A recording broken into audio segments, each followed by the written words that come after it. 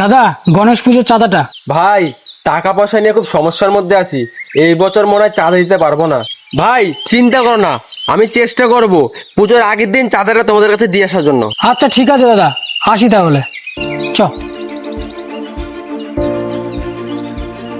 ভাই, যে টাকাটা উঠেছে সেই টাকা দিয়ে লাইটিং, ডেকোরেশন, প্যান্ডেল এতে সব খরচা হয়ে যাবে। কিভাবে গণেশের মূর্তি আনবো আর কিভাবে বা পুজোটা করব? আর তাছাড়াও সবার কাছে চাঁদা নেওয়া হয়ে গেছে।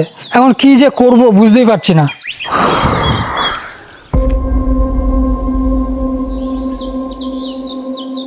কি এবার আসবে তো গণেশজির মূর্তি?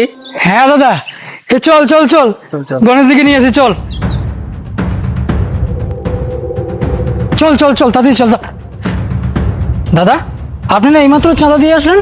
আমি কই না তো, আমি তো শুধু তোমাদের জানা যাচ্ছিলাম যে আমি এবছর চাঁদা দিতে পারবো না।